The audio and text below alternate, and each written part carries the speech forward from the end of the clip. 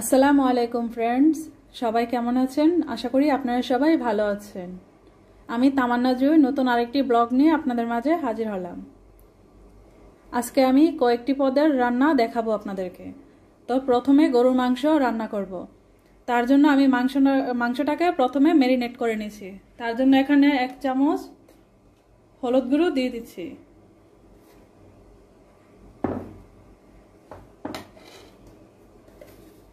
1 table চামচ মরিচের গুঁড়ো দিয়ে দিচ্ছি, 1 চা চামচ ধনিয়া গুঁড়ো দিয়ে দিচ্ছি, আর এখানে 1 চা চামচ কারি পাউডার দিয়ে দিচ্ছি। এখানে একটা হাল দিয়ে দিলাম, কয়েকটা এলাচ, লং আর আগেই তেজপাতা দিয়ে দিয়েছি। পরিমাণ মতো লবণ দিয়ে নিচ্ছি।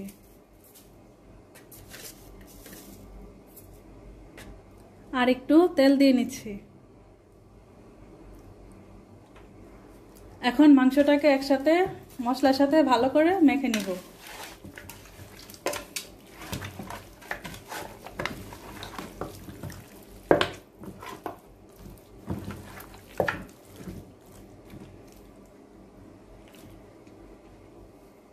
মাংসটা মাখা হয়ে গেলে কিছুক্ষণ রাখবো। এখন প্রেসার কুকারে হাঁড়িটা বসিয়ে দিলাম চুলায়। এখন কুকারে তেল দিয়ে নিচ্ছি। তেলটা যখন একটু গরম হয়ে আসবে তখন পেঁয়াজ কুচি দিয়ে দিব।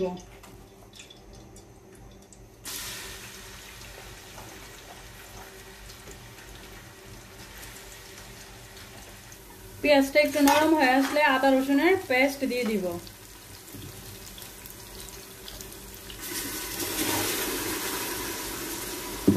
আদা রসুনের পেস্টটাকে একটু ভালোভাবে ভেজে নিব। আদা রসুনটা একটু ভাজা হয়ে আসলে মাখানো মাংসটা দিয়ে দিব। এখন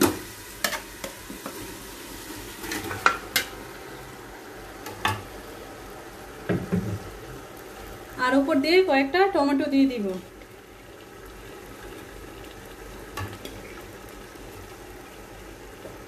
এখন ভালো করে আদা রসুনের সাথে মিশিয়ে নিব।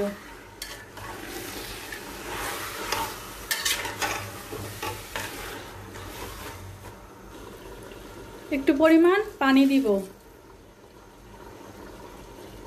এখন একটা নাড়া দিয়ে ভালো করে প্রেসার কুকারের ঢাকনা লাগিয়ে দিব।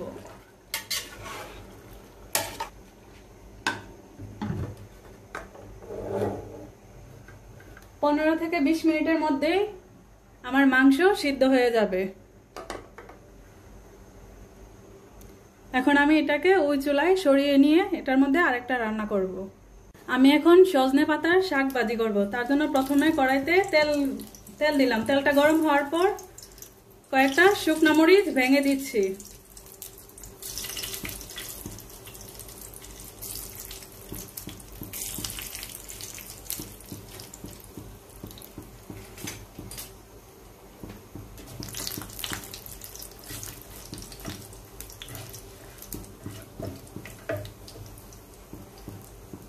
শুকনো মরিচটা একটু কালার হয়ে আসলে পেঁয়াজ কুচি দিয়ে দিব।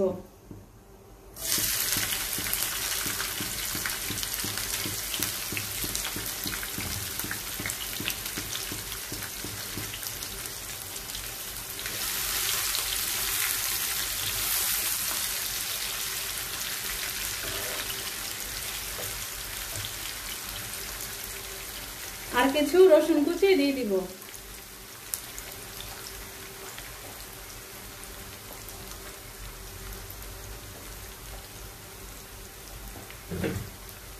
দিয়ে এটাকে এখন ভালো করে ভেজে নিব, একটু বাদামি কালার করে।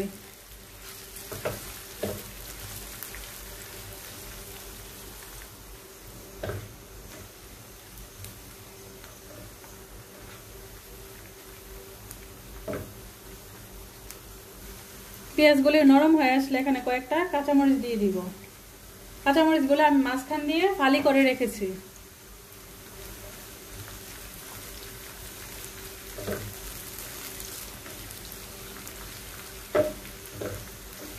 রসুনটা ভাজা হয়ে আসলে আমি এখন সজনে পাতাগুলো দিয়ে দিব।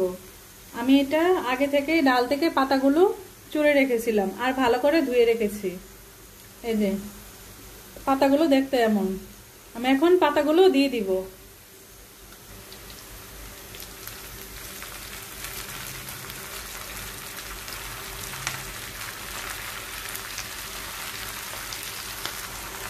উপর দিয়ে পরিমাণ মতো লবণ দিয়ে দিচ্ছি।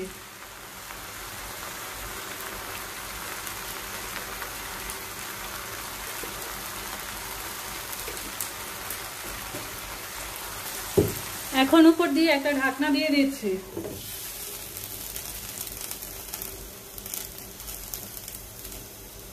কিছুক্ষণ পর ঢাকনাটা উঠাচ্ছি।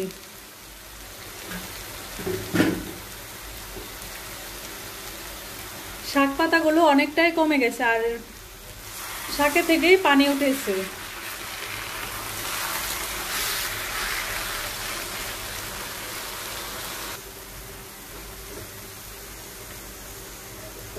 শাক পাতাগুলোকে একটু উল্টিয়ে পাল্টে নিয়েছে, এখন আবার ঢাকনা দিয়ে ঢেকে দিব।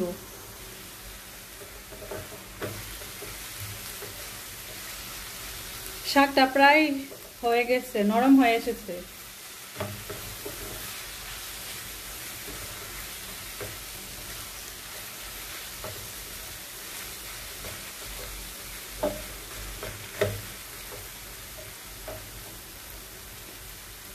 আমার সজনে পাতার শাক রান্না হয়ে গেছে।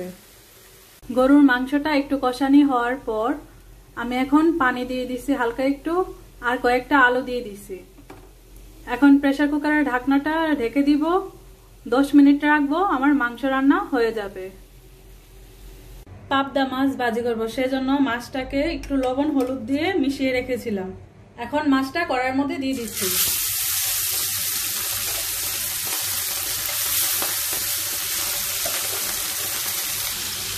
আমার সবগুলি মাছ দিয়ে দেওয়া হয়েছে। এখন 2 মিনিট পরে মাছটাকে উল্টিয়ে দিব। এক পিঠ হয়ে গেলে এখন আরেক পিঠ উল্টিয়ে দিব।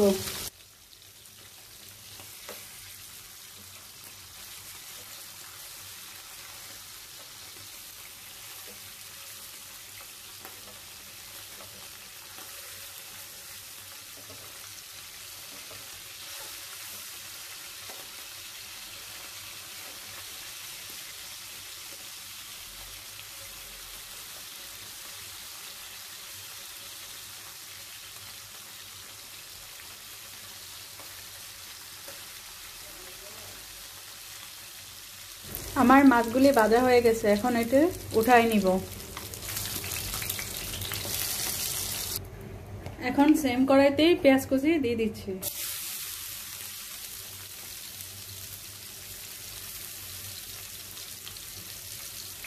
পেঁয়াজটাকে একটু নরম করে ভেজে নিব। পেঁয়াজটা একটু ভাজা হয়ে আসলে একটু আদা রসুনের পেস্ট দিয়ে দিব।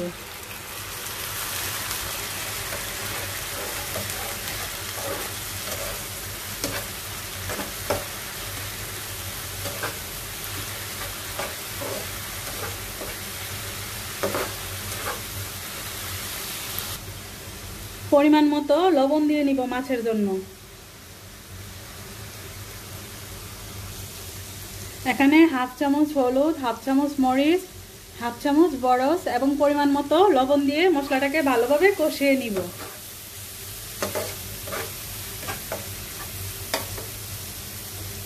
কয়েকটা কাঁচামরিচ দিয়ে দিব মাঝখান দিয়ে ফালি করে, আর কয়েকটা টমেটো কুচি দিলাম।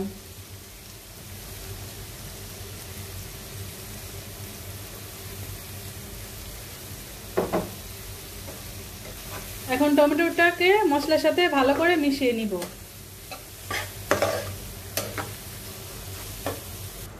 একটু পানি দিয়ে নিলাম যাতে মশলাটা ভালোভাবে কষানি হয়।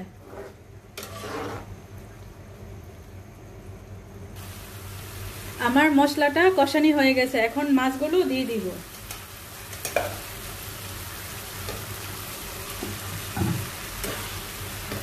মাছগুলোকে মশলাটার সাথে ভালোভাবে মিশিয়ে নিব। এখন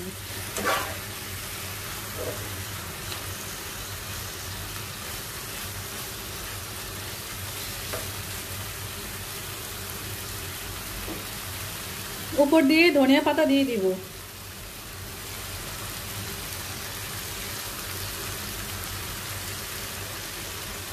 ধনিয়া পাতা দিয়ে উপর দিয়ে ঢাকবো না। এখন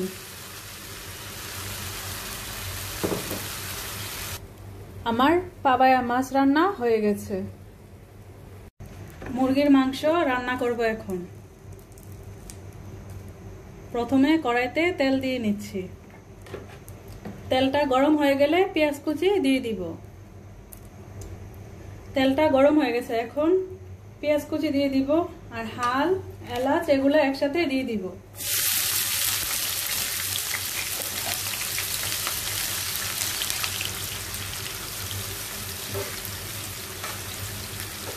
পেঁয়াজটাকে বাদামি কালার করব না, একটু নরম করে ভেজে নিব। পেঁয়াজের সাথে এখন মুরগিগুলো দিয়ে দিব। মুরগির মাংসগুলোকে আমি একটু হালকা টানাবো।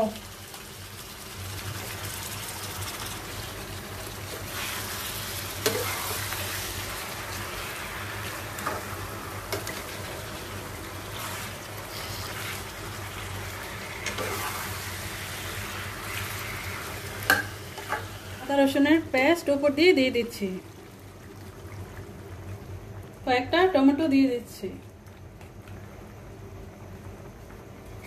উপর দিয়ে কয়েকটা কাঁচামরিচ দিয়ে দিলাম। পরিমাণ মতো লবণ দিয়ে দিব। এখন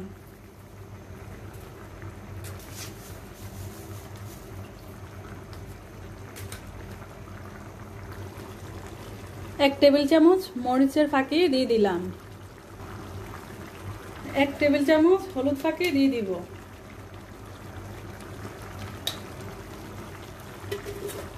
এক চা চামচ ধনিয়া গুঁড়া দিব। এক চামচ কারি পাউডার দিব। এখন এক চামচ জিরা ফাঁকি দিব। এখন মশলার সাথে মুরগির মাংসটা ভালো করে মিশিয়ে নিব। মশলার সাথে মিশিয়ে নিয়েছি, এখন একটা ঢাকনা দিয়ে ঢেকে দিব কিছুক্ষণ।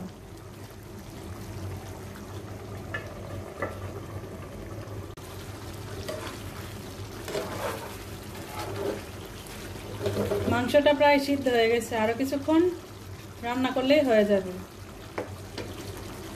ঝোলটাও আমি একদম কমিয়ে ফেলবো। কিছুক্ষণ পর আবার উঠিয়ে নাড়া দিতে হবে।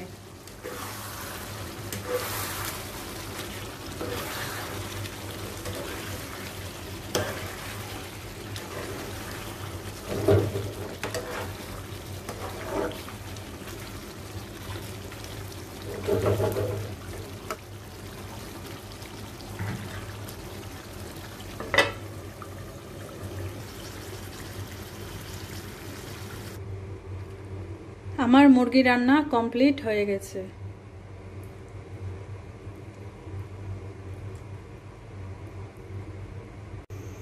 সব রান্না শেষে এখন ভাত বসিয়ে দিলাম। আজকে কিছু মেহমান দাওয়াত করেছিল, সেজন্য কিছু আয়োজন করলাম। তা এখন চুলায় ভাত বসিয়ে দিয়েছি। আমার ভিডিওটা যদি আপনাদের ভালো লাগে তাহলে লাইক দিবেন, সাবস্ক্রাইব করবেন আর কমেন্ট করে জানাবেন রান্নাগুলো কেমন হলো।